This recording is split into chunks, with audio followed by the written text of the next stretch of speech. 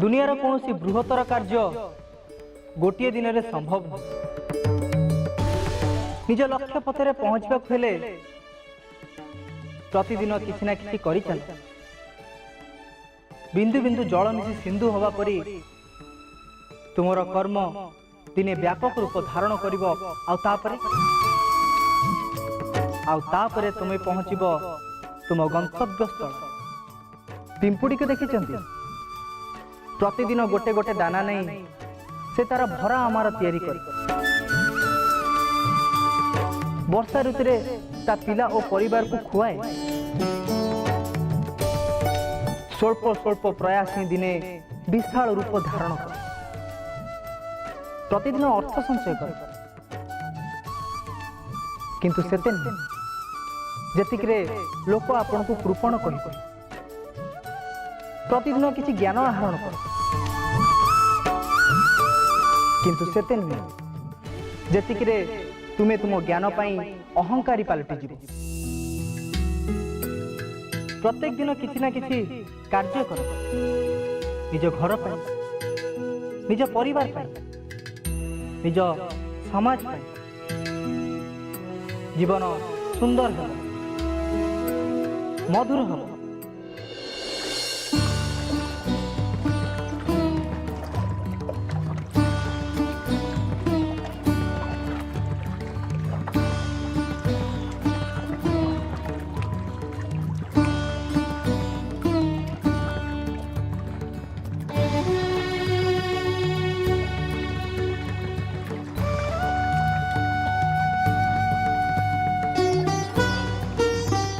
रुह विद्यापति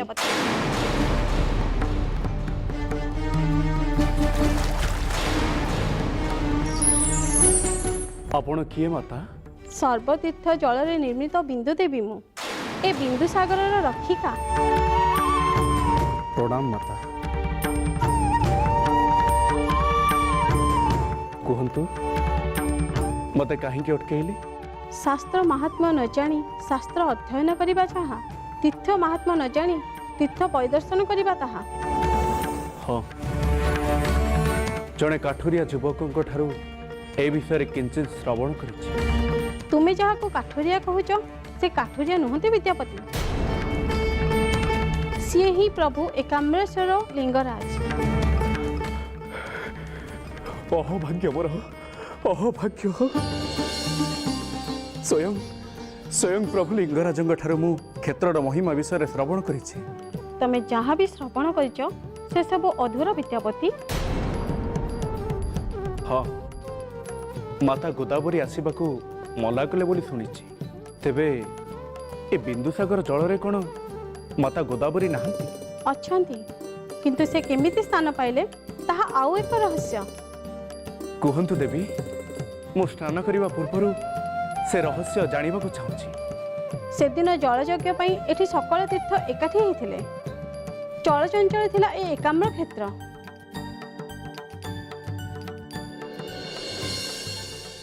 माता पार्वती को जय हो। कौन है नंदीभृंगी? भगवान एबे एकाम्र क्षेत्र आगमन पई प्रस्तुत होउचंती। सकल तीर्थगण पहुंची गले तो केवल देवी गोदावरी निमंत्रण को प्रत्याख्यान कले। तथापि आम आशा रखिलु देवी गोदावरी निश्चय आसवे बोली। देवी गोदावरी कौन शंकर महाप्रभु क्रोधर परिणाम विषय चिंता करि पारलेनी? गोदावरी को प्रत्याख्यान मूल्य देवाकू पड़िबो। प्रणाम प्रभु। तांको अहंकार प्रतिफल तांको ही भोगिबाकू पड़िबो। स्वामी देवी गोदावरी को किसी अभिशाप दबा पूर्व थरे चिंता करंतु। बिंदु सागर निर्माण अवश्य हब। गोदावरी को छाड़ी सकल तीर्थ तांकर बिंदु बिंदु जल देई बिंदु सागर को पवित्र करिबे। किंतु मो अभिशाप रे आज गोदावरी तांको पवित्रता हरेबे। कौनसी तीर्थयात्री तांको कूल सुधा स्पर्श करिबे नहीं। से हेबे तेज्या शापग्रस्ता। आज जी गोदावरी स्नान करिबो से पुण्य अर्जन करिया परिवर्ते तार संचित पुण्य को हरई बसिबो। ତେବେ ମାତା ଗୋଦାବରୀ କ'ଣ ସାରା ଜୀବନ ଅଲୋଡ଼ା ହେଇଗଲେ? ଅଲୋଡ଼ା ହେବା ହିଁ ଥିଲା ନିଶ୍ଚିତ। ଭଗବାନ ଶଙ୍କରଙ୍କ ସାଥିରେ ବାଦ କରି କିଏ କ'ଣ ଶାନ୍ତିରେ ରହିପାରିଛି? ତାହା ତ କେବେ ବି ନୁହେଁ। କିନ୍ତୁ ମାତା ଗୋଦାବରୀ ଏତେ ପବିତ୍ର ହୋଇ ଏତେ ଅହଙ୍କାରୀ ହେଲେ କେମିତି? ଆତ୍ମା ଯେତେ ପବିତ୍ର ହେଇଥାଉ ନା କାହିଁକି, କେବେ ନା କେବେ ମନକୁ ଅହଙ୍କାର ପ୍ରବେଶ କରେ ବିଦ୍ୟାପତି। ଚତୁର ଆତ୍ମା ଏହି ଅହଙ୍କାରକୁ ବୁଝିପାରି ତାକୁ ବିନାଶ କରିବାକୁ ଚେଷ୍ଟା କରେ। କିନ୍ତୁ ଆଉ କିଛି ଆତ୍ମା ମିଥ୍ୟା ପ୍ରବଣତାରେ ରହି ଧରାକୁ ସରା ମନେ କରନ୍ତି, ଆଉ ତାର ପ୍ରତିଫଳ ଭୋଗ କରନ୍ତି। ମୁଁ ଆପଣଙ୍କ ବାଣୀକୁ ହୃଦୟଙ୍ଗମ କରିପାରୁଛି ଦେବୀ। ସମସ୍ତଙ୍କୁ ନିଜ କୃତକର୍ମର ପରିଣାମ ଭୋଗ କରିବାକୁ ପଡ଼େ। କେବଳ ନିଜ ଅହଙ୍କାର ପାଇଁ ସବୁ ତୀର୍ଥମାନଙ୍କ ଠାରୁ ଅଲଗା ହେଲେ ଗୋଦାବରୀ। ନିଃସଙ୍ଗ ହେଇ ଦିନ କାଟିବାକୁ ଲାଗିଲେ। ଏପରି ମଧ୍ୟ ଦିନ ଆସିଲା, ଶଙ୍କରଙ୍କ କୋପରେ ଗୋଦାବରୀ ତଲଙ୍ଗ ଭୂମିରେ ଅଲୋଡ଼ା ହୋଇଗଲେ। ଶେଷରେ ସେ ଅନୁତାପ କରିବା ଆରମ୍ଭ କଲେ। ଅନ୍ତଃକରଣରେ ଅଶ୍ରୁ ଧରି ଶେଷରେ ସେ ଯାଇ ପହଞ୍ଚିଲେ ଦେବୀ ଗଙ୍ଗାଙ୍କ ପାଖରେ। ଆଜି ପୁଣି ମୋ ପାଖକୁ କାହିଁକି ଆସିଛ ଗୋଦାବରୀ? କେତେ ଦିନ ଏମିତି ଅଲୋଡ଼ା ହୋଇ ପଡ଼ି ରହିବି ଦେବୀ ଗଙ୍ଗା? ମୋ ପାବନ ଜଳରାଶି ଏବେ ଦୁର୍ଗନ୍ଧଯୁକ୍ତ। କେହି ବି ମୋ ଜଳରେ ସ୍ନାନ କରିବାକୁ ଇଚ୍ଛା ପ୍ରକାଶ କରୁନାହାନ୍ତି। ନଦୀ ହୋଇ ଯଦି ମୋ ଜଳ ଜନଗଣର କାର୍ଯ୍ୟରେ ନ ଲାଗିଲା, ତାହେଲେ ମୋର ବଞ୍ଚି ରହିବାର ଲାଭ କ'ଣ? ଏଇ କଥା ତମର ବହୁତ ଆଗରୁ ଚିନ୍ତା କରିବାର ଥିଲା ଗୋଦାବରୀ। ତୁମେ ପ୍ରଭୁ ତ୍ରିଲୋଚନକୁ ଅପମାନ କରିଛ, ତାର ହିଁ ପରିଣାମ ଭୋଗ କରୁଛ। ଦୁଃଖ ଅସହ୍ୟ ଦେବୀ, ମୋତେ ମୁକ୍ତି ଦିଅନ୍ତୁ। ଯଦି ଅଭିଶାପ ପ୍ରଭୁ ଶଙ୍କର ଦେଇଛନ୍ତି, ତାହେଲେ ଗଙ୍ଗା ତୁମକୁ କିପରି ମୁକ୍ତି ଦେଇପାରିବ? ଆପଣ ପାବନ ଗଙ୍ଗା, ପ୍ରଭୁ ଗଙ୍ଗାଧରଙ୍କ ମସ୍ତକ ହିଁ ଆପଣଙ୍କ ଆସ୍ଥାନ। ତେଣୁ ଆପଣ ଚାହିଁଲେ ଶାପଗ୍ରସ୍ତ ଗୋଦାବରୀକୁ ଶାପମୁକ୍ତ କରିପାରିବେ। ଦୟାକରି କୃପା କରନ୍ତୁ ମୋତେ, ମୁକ୍ତିର ମାର୍ଗ ମୋତେ କୁହନ୍ତୁ। ପ୍ରଭୁ, ଗୋଦାବରୀ ଚପଳା, ସେ ଜାଣେ ନା କାହାକୁ କେମିତି ବ୍ୟବହାର କରାଯାଏ। ତାଙ୍କର ତ୍ରୁଟି ପାଇଁ ତାକୁ କ୍ଷମା କରନ୍ତୁ ପ୍ରଭୁ। କ୍ଷମା ପୁଣି ଗୋଦାବରୀ? ଅସମ୍ଭବ। ତା ଅହଙ୍କାରର ଫଳ ସେ ନିଜେ ପାଉଛି। ଯଦି ଗୋଦାବରୀ ଶାପଗ୍ରସ୍ତ ହୋଇଯାଏ, ତାହେଲେ ମର୍ତ୍ତ୍ୟରେ ଲୋକମାନେ କିପରି ମୁକ୍ତି ପାଇବେ ପ୍ରଭୁ? ସେ ମୋର ଅପମାନ କରିଛି। ବିନ୍ଦୁ ସାଗରରେ ନିଜର ଅଣୁମାତ୍ର ଅବଦାନ ନ ଦେଇ ନିଜର ଅହଙ୍କାର ପ୍ରକାଶ କରିଛି। ଏହା ସତ୍ୟ ପ୍ରଭୁ। ହେଲେ ଗୋଦାବରୀ ନିରର୍ଥକ ହେଲେ ଆପଣଙ୍କ ନାଁରେ ନିନ୍ଦା ବାଜଣା ବାଜିବ। କହିବେ ଯଦି ଗୋଦାବରୀ ମୋ ସହିତ ଆସିଛନ୍ତି, ତାଙ୍କୁ ଆବାହନ କରିବି। ଆପଣ ଅନୁମତି ଦିଅନ୍ତୁ କି ନ ଦିଅନ୍ତୁ, ମୁଁ ଆପଣଙ୍କ ପାଖରେ କ୍ଷମା ପ୍ରାର୍ଥୀ ପ୍ରଭୁ। ମୋତେ କ୍ଷମା କରନ୍ତୁ। ଅସମ୍ଭବ, କେବେ ବି ନୁହେଁ। ହେ ସ୍ୱାମୀ, ଗୋଦାବରୀ ଯଦି ନିଜର ତ୍ରୁଟି ମାର୍ଜନା କରିବା ପାଇଁ ଆପଣଙ୍କ ପାଖକୁ ଆସିଛନ୍ତି, ତେବେ ଆପଣ ତାଙ୍କୁ କ୍ଷମା କରିଦେବାଟା ଉଚିତ ହେବ ପ୍ରଭୁ। ସକଳ ଦେବ ଓ ତୀର୍ଥଗଣ ଆଗରେ ମୋର ଯେମିତି ଅପମାନ କଲେ, ତାହା କ'ଣ ଉଚିତ ଥିଲା? କ୍ଷମା କରିଦିଅନ୍ତୁ ସ୍ୱାମୀ, ଗୋଦାବରୀଙ୍କୁ କ୍ଷମା କରିଦିଅନ୍ତୁ। ନଚେତ୍ ଲୋକମାନେ କହିବେ ପ୍ରଭୁ ଶଙ୍କର ହେଉଛନ୍ତି ସ୍ୱାର୍ଥୀ।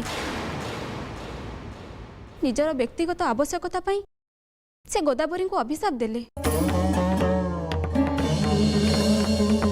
କ୍ଷମା କରନ୍ତୁ ପ୍ରଭୁ, ମୋତେ କ୍ଷମା କରନ୍ତୁ। ମୁଁ ଅହଙ୍କାରରେ ଯାହା ବି କହିଛି, ସେଥିପାଇଁ ମୋତେ କ୍ଷମା କରାଯାଉ। ମୋତେ ବିନ୍ଦୁସାଗରରେ ମିଶିବା ପାଇଁ ସୁଯୋଗ ଦିଆଯାଉ। ସ୍ୱାମୀ, ଗୋଦାବରୀ ଆପଣଙ୍କ ପାଦ ଧରୁଛନ୍ତି, ତାଙ୍କୁ କ୍ଷମା କରିଦିଅନ୍ତୁ। ତେବେ ଶୁଣ ଗୋଦାବରୀ, ତୁମର ମୁକ୍ତି ପାଇବାର ଏକମାତ୍ର ପଥ। ତୁମେ ବିନ୍ଦୁ ସାଗରରେ ନଥିଲେ ମଧ୍ୟ ଅନନ୍ତ ବାସୁଦେବଙ୍କ ପାଦରୁ ସରି ବିନ୍ଦୁ ସାଗରକୁ ସ୍ପର୍ଶ କରିବ।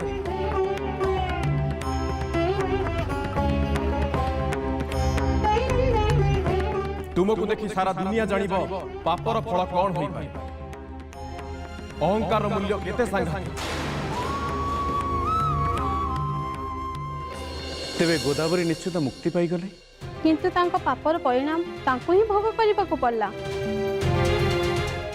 ଏଇ ଦେଖ, ଦୂରରେ ସେ ଝରଟିକୁ ଦେଖ।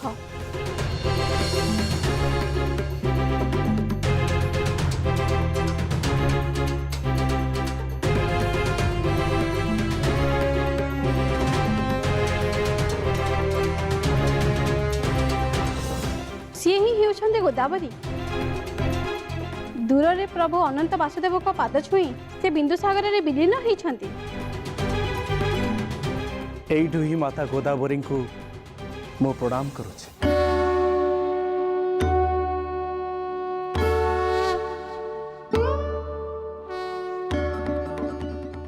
हे देवी, आपणଙ୍କ ଠାରୁ ଏ ବିନ୍ଦୁସାଗରର ମହାତ୍ମ୍ୟ ଶୁଣି ମୁଁ ଧନ୍ୟ ହେଇଛି। ଧନ୍ୟ ସେ ଭଗବାନ ଶଙ୍କର, ଧନ୍ୟ ତାଙ୍କର କୃପା। ଆପଣ ବି ମହାନ ଦେବୀ, ପୃଥିବୀର ଏକମାତ୍ର ସରୋବର। ନା ବିଦ୍ୟାପତି, ସରୋବର କୁହନି, ସରୋବର କହିଲେ ପାପ ଲାଗିବ। ଭଗବାନ ଶଙ୍କରଙ୍କ ଭାଷାରେ ପୃଥିବୀର ସକଳ ତୀର୍ଥର ଜଳରାଶିକୁ ଧାରଣ କରିଛି ସାଗର, ଏଇ ବିନ୍ଦୁସାଗର। ଏ ବିନ୍ଦୁସାଗରର ତୀରରେ ଠିଆ ହୋଇ ମୁଁ ନିଜକୁ ଧନ୍ୟ ମନେ କରୁଛି। ଆଉ ବିଳମ୍ବ ନ କରି ମୋ କାୟକୁ ପବିତ୍ର କରିବା ପାଇଁ ମୋତେ ଅନୁମତି ଦିଅନ୍ତୁ ଦେବୀ। ଏ ବିନ୍ଦୁସାଗରରେ ସ୍ନାନ କରି ମୁଁ ପ୍ରଭୁ ଲିଙ୍ଗରାଜଙ୍କୁ ଦର୍ଶନ କରିବାକୁ ଚାହେଁ। ଏବେ ତମେ ନିର୍ବିଘ୍ନରେ ସ୍ନାନ କରିପାରିବ ବିଦ୍ୟାପତି। ଯଶବାନ ଭବ।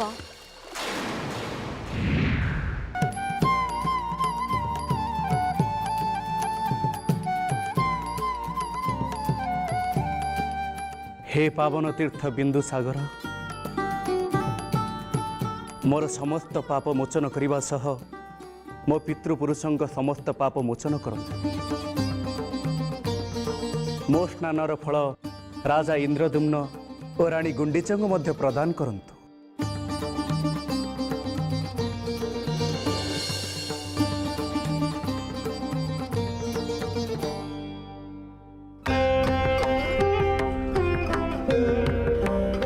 हे प्रभु लिंगराज, आपण को दर्शन करी ए विद्यापति आज धन्य होइछि। मो कृतार्थ प्रभु, मो कृतार्थ। मो ब्रह्म संधानर यात्रा को सफल करंतु प्रभु।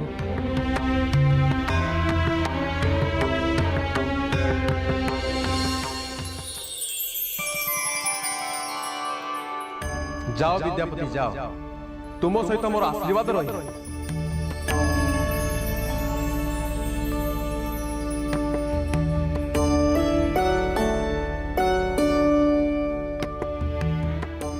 आपण को दर्शन करी मु धन्य हो गली महादेव, मु धन्य हो गली। मन रख, यार अनेक पूर्वर मु भार्गवी तीर कपतेश्वर रूप में प्रभु को आगमन को अपेक्षा करिछि। मोर से कपतेश्वर रूप को निश्चय दर्शन करी। कपतेश्वर एमिति नाम कौन पे प्रभु? ब्रह्मक्षेत्र यात्रा बेले कपतेश्वर पाखरे पहुंचिले तमे आपे सब जानी पारि। जाओ विद्यापति जाओ। धन्य हेली प्रभु, धन्य हेली बहु, धन्य हेली।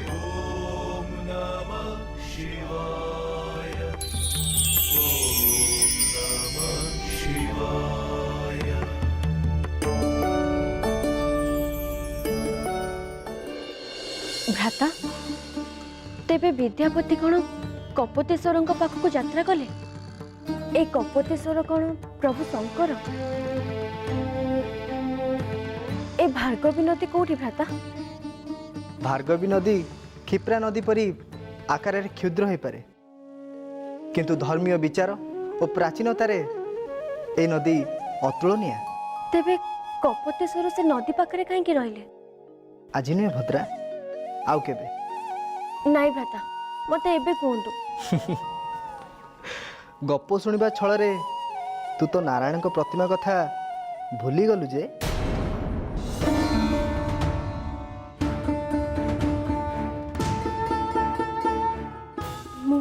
मु ब्रह्म कथार हजि जाइथिली भ्राता। तेबे कहतु ना, मते कौन मो नारायण प्रतिमा मिलिबेनी? मो नारायण प्रतिमा को हजे मु अत्यंत चिंतित भ्राता। चिंता करनी भद्रा, जे नारायण को कथा चिंता करे नारायण ता कथा चिंता करती। देखियो भद्रा, को ना को उपाय तते तो नारायण को प्रतिमा निश्चय मिल जिवो। किंतु केमिति भ्राता? मनुष्य तार प्रिय वस्तु जोटी हजई थाए ସେଇଠୁ ଖୋଜିବା ଆରମ୍ଭ ହେବା ଦରକାର ଭଦ୍ରା। ବୁଝିପାରିଲିନି ଭ୍ରାତା। ଏବେ ବୁଝିବାର ଆବଶ୍ୟକତା ନାହିଁ ଭଦ୍ରା। ରାତି ପାଇବା ପାଇବା ହେଲାଣି। ଯା। ରାତି କୋଉଠି ଭ୍ରାତା? ଏହା ତ ମଧ୍ୟାହ୍ନ। କିନ୍ତୁ ଏହା ମଧ୍ୟାହ୍ନ ଭ୍ରାତା।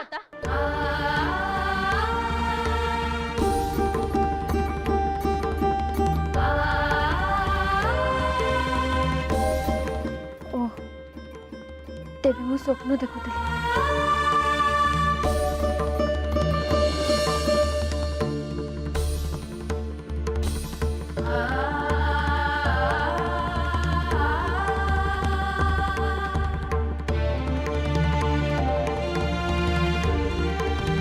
ସ୍ୱପ୍ନରେ ହେଉ ପଛେ ମୋ ଭ୍ରାତା ମୋ ସାଥିରେ ତ ଅଛନ୍ତି।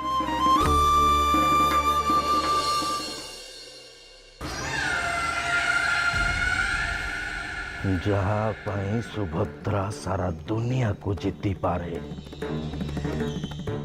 ସେ ପ୍ରତିମା ଏବେ ମୋ ହସ୍ତରେ।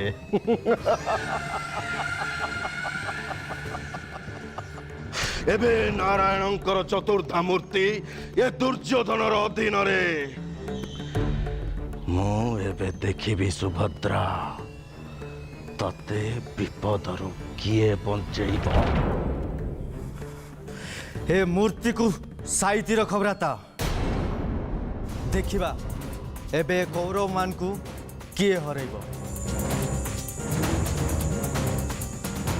ଏବେଠୁ ଏ ପ୍ରତିମା ମୋର ସ୍ୱର୍ଣ୍ଣ ସିନ୍ଧୁକରେ ଶୋଭା ପାଇବ ଦୁଃଶାସନ।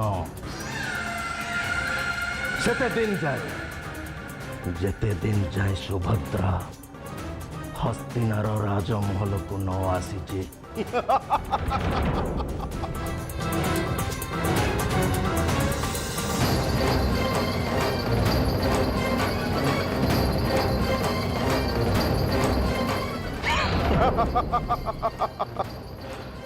ଏବେ ଏ ପ୍ରତିମାକୁ ସିନ୍ଧୁକ ଭିତରୁ କାଢ଼ିବାର ସାମର୍ଥ୍ୟ କାହାର ବି ନାହିଁ।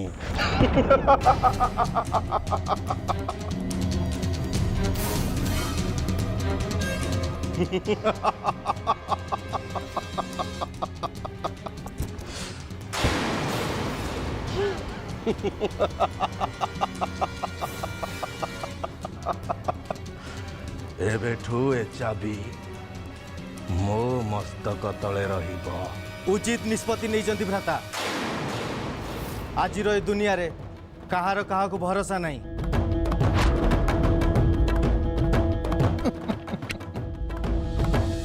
କାହାର କାହା ଉପରେ ଭରସା ଥାଉ କି ନଥାଉ, କିନ୍ତୁ ମୋ ଶହେ ଭଣଜାଙ୍କର ବିଶ୍ୱାସ ମୋ ଉପରେ ରହିବା ନିହାତି ଦରକାର। ଅବଶ୍ୟ ମାମାଶ୍ରୀ, ଆମର ବିଶ୍ୱାସ ଆପଣଙ୍କ ଉପରେ ସର୍ବଦା ରହିଛି। ତାହେଲେ ଆଉ ଚିନ୍ତା କାହିଁକି ଧନ? ତୋ ମସ୍ତକ ତଳେ ଥିବା ଚାବିକୁ ଖୋଜିବାକୁ ସୁଭଦ୍ରା ନିଶ୍ଚୟ ତୋ ଶୟନ କକ୍ଷରେ ପହଞ୍ଚିବ।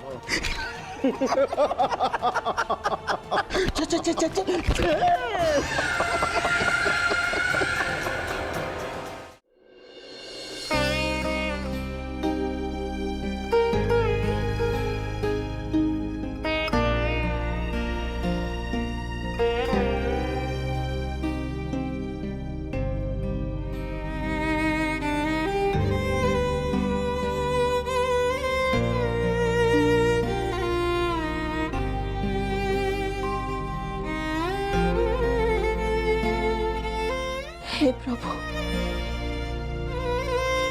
आज आपणकर शून्य आस्थान पाखरे बसे आज आपन को स्मरण करने छड़ा मो पाखे अन्य कौन भी पथ ना।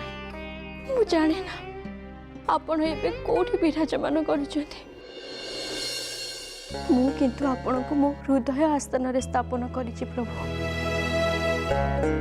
मो प्रणाम ग्रहण करंतु प्रभु, ग्रहण करंतु।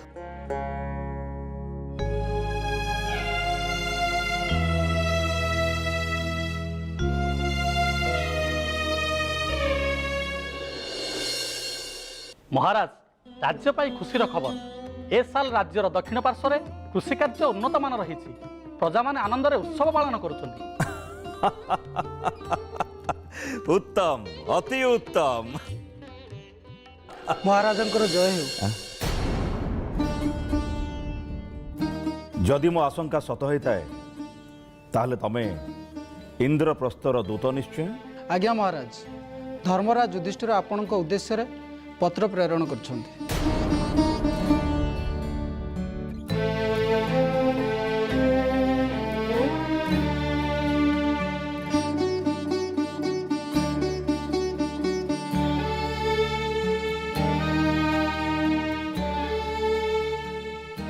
द्रुपद राजू को धर्मराज युधिष्ठिर प्रणाम। आशा आपण समस्त प्रकार कुशल थे, किंतु कहवाक दुख जे आपण कन्या जाज्ञसेनी स्वास्थ्यावस्था ठीक ना। गत किछि दिन धरी से अन्न जल स्पर्श न करी मृत्यु सह संग्राम करुछन्ति।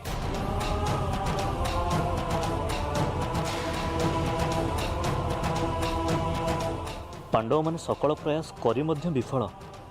आशा करे आपणकर उपस्थिति किछि सुफल प्रदान करिवो।